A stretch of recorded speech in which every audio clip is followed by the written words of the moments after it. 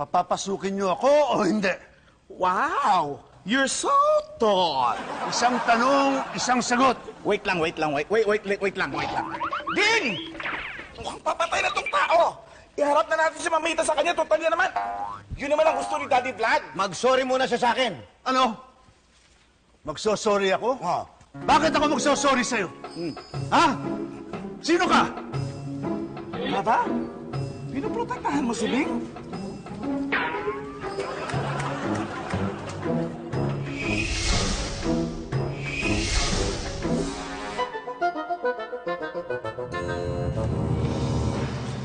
Nasaan ang asawa ko?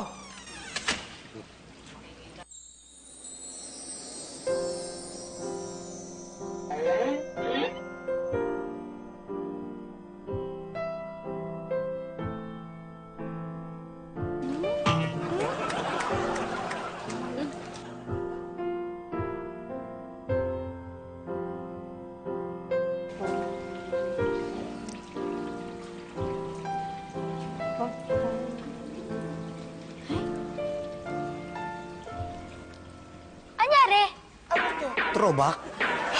Huwag kayo maingay. Parang hindi nila tayo nakikita, oh.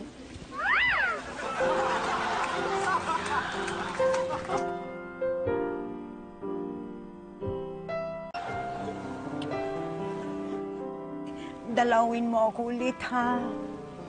Ang lagay iiwan pa rin kita rito. Hindi maaari. I love you. Mahal pa rin kita. May anak tayo. Anong anak? What are you talking about? Matagal kitang hinanap. Bakit ngayon mo lang ako nakita? Ngayon lang may nag-text sa akin. Ngayon lang nakarating ang address mo. May anak ako rito. Ramdam ko may anak ako rito. Kaya hindi ako makamove on at makalimutan si Sonia.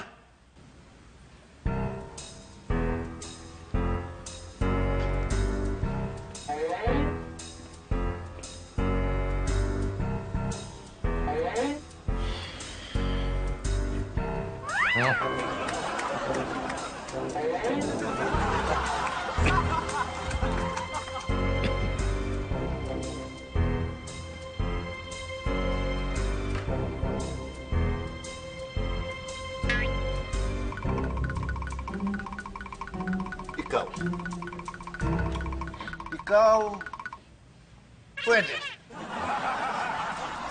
May pagka-slim,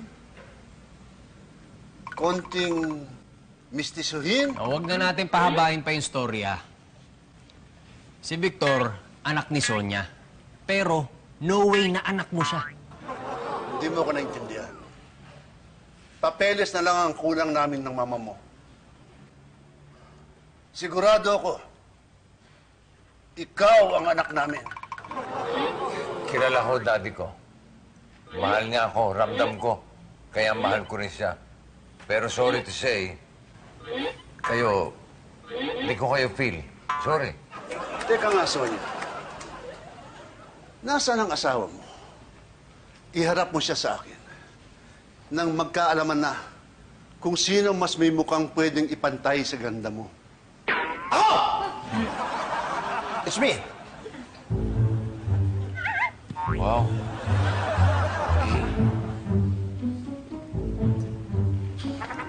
Huwag ka nang kumibo. Sumakay ka na lang. Like it? Hindi pwede ito, ha? Insulto ito sa mga angkan namin ng mga mestizo. Uy. Gaganti ako. I shall return!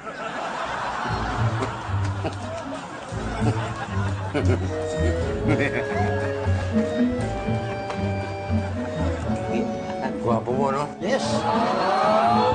Ibang klase si Ramita, haba ng